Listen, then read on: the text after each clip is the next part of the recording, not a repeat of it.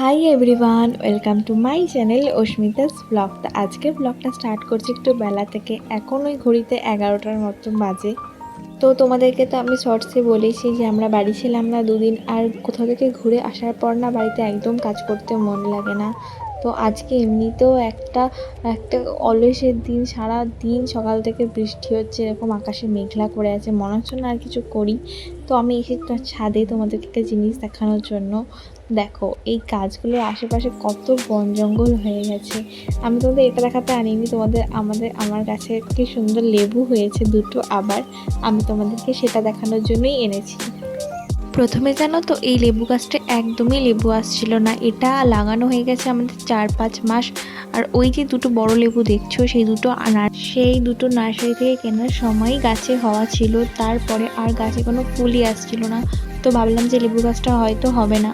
তো তারপরে অনেকগুলো ফুল এসেছিলো, আর তারপরে গাছে মোটামুটি ওই 7-8টার মতো লেবু ধরেছিল। তো সেই লেবু দুটো আমাদের সব ঝরে গেছিলো। ভেবেছিলাম লেবু গাছটা হবেই না বোধ হয়, বাট সেখান থেকে এই দুটো লেবু ধরেছে, এবং লেবু দুটো বর্ষার জল পেয়ে বড়ও হয়ে গেছে। আর এখন যখন ছাদে এসেছি তখনও সেই ঝিরিঝিরি করে বৃষ্টি পড়ে যাচ্ছে। ক্যামেরায় অতটা শো করছে না, বাট একদম ঝিরিঝিরি ঝিরিঝিরি বৃষ্টি পড়ে যাচ্ছে। বাট তার মধ্যে থেকেই আমি এই জিনিসগুলো দেখতে এসেছি। আর অ্যারিকাপ্লাম গাছটাতে দেখো বাইরে রাখার জন্য আরও একটা নতুন পাতা গজিয়েছে। তো আমি ভাবছি গোটা বর্ষাটাই এখন অ্যারিকাপ্লাম গাছটা ঘরে ঢোকাবো না, বাইরে রাখবো। এরকম অনেক পাতা যখন ভর্তি হয়ে যাবে তখন সেটাকে ঘরে ঢুকে নিয়ে আসবো। আর আজকে ছাদে দেখো ওই দূরে একটা হনুমান এসছে।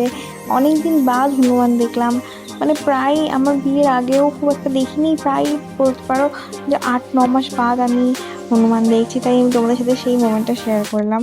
তো তারপর দেখো আমি চলে এসেছি রুমে ঘর গোছাতে। এখন আমার হাজবেন্ড, আমার শ্বশুরমশাই সবাই যে যার মতো অফিসে চলে গেছে। তো এই টাইমটা একদমই ফাঁকা, 11টা থেকে বিকাল 5টা-6টা পর্যন্ত আমরা একদমই ফাঁকা থাকি। আমাদের আর কোনো কাজ থাকে না, আমার আর আমার শাশুড়ি মায়ের। তো এই যে আমি তোমাদেরকে এখানে দেখাচ্ছি, দেখো আমাদের ফল সিলিংয়ের সাথে ফ্যানটা কি সুন্দর ম্যাচিং, পুরো একদম ম্যাচিং। বাট ফ্যানটা কিন্তু জোরে হাওয়া হয় না, জানি না কেন। পাঁচি দিলে তো বনবন বনবন করে ঘুরে কেমন ঘট ঘট শব্দ হয়, তাদের পাশে দিতেও পারি না। আর চারি দিলেও খুব একটা যে জোরে হয় সেরকম না, আমার রীতিমতো ঘামতে থাকি। তো আমাদের এসি চালাতে হয়, এসি ছাড়া এই রুমটায় একদম থাকা যায় না।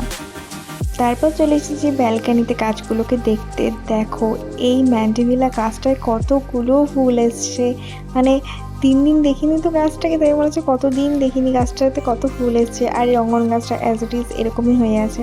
ভাবছি গাছটাকে ওপরে তুলে দেবো, কারণ গাছটার কোনো গ্রোথ দেখছি না, এরকম পাতা হয়েই আছে, তার বাইরে কিছু হচ্ছে না। তো এই গাছটাকেও ভাবছি ছাদে তুলে দেবো।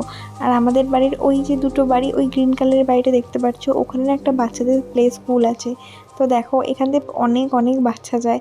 তো তোমাদেরকে বলছিলাম না ঝিরিঝিরি বৃষ্টি পড়ছে, দেখো একদমই ঝিরিঝিরি বৃষ্টি পড়ছে। তো তারপর এই যে মানি প্ল্যান্ট গাছটাতে, এটাতে আমি একটু জল দিয়ে নিই। এই গাছটা কতটা বড় হয়ে গেছে দেখো, একদম নিচে ঝুলছে। তারপর যেই ফেস প্যাকটা মাখি, মুলতানি মাটির ফেস প্যাক, তো সেটা স্নান করার আগেই আমি বানিয়ে রেখে গেছি। এসে আর বানাতে খুব একটা ভালো লাগে না, বানিয়ে রেখে গেলে বেশ এসে রেডি পাওয়া যায়, তো সেটা মাখতে ভীষণ ভালো লাগে।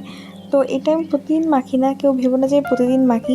এটা আমি একদিন বাদ বাদ বা দুদিন পর পর একদিন মাখি, কারণ প্রতিদিন মাখার প্রয়োজন হয় না, রোদে তো আমি খুব একটা বেরোই না। তো সেটাই ভালো মতো লাগিয়ে নিচ্ছি। এটা লাগিয়ে আমি 20 মিনিট 15 মিনিট যেমন মন চায় তেমনই থাকি।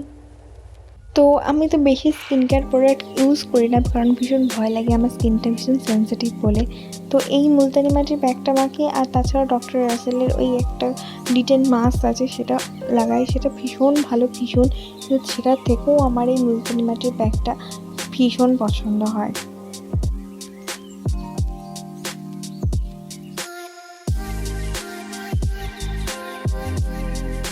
আমার ড্রেসিং টেবিলটার অবস্থা দেখো, অনেক দিন গোছানো হয়নি।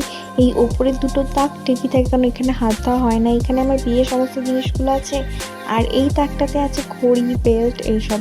বাদ এই 4টে তাক যে কি ভীষণ অগোছালো হয়, মানে প্রতি সপ্তাহে সপ্তাহে না একটু গুছিয়ে রাখলেই অগোছালো হয়ে যায়। তো এটাকে গোছাতে হবে। আজকে আর গোছাবো না ভাবছি, পরে গোছাবো। যখন গোছাবো তোমাদের সাথে নিশ্চয়ই শেয়ার করব। তো তারপরে আমার স্কিন কেয়ার করা হয়ে গেছে। এখানে আমি পরছি সিঁদুর।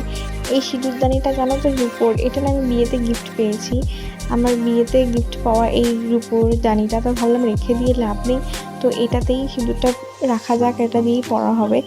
এই সিঁদুর কৌটোর ক্যাপটা না ভীষণ ভালো, মানে যেভাবেই নিয়ে যাওয়া হয় কখনো খুলে আজ পর্যন্ত পড়ে যায়নি। তার জন্য এই কৌটোটা আমার ভীষণ ভালো লাগে। কৌটোটা আমি চেঞ্জও করি না, সব জায়গায় আমি এই কৌটোটা করে সিঁদুর নিয়ে যাই।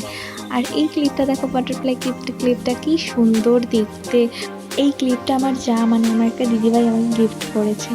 তো এই ছিল আজকের ব্লগ। তো যদি তোমাদের ভালো লেগে থাকে তাহলে লাইক আর সাবস্ক্রাইব করে দিও আমার চ্যানেলটাকে। টাটা, দেখা হবে নেক্সট ব্লগে।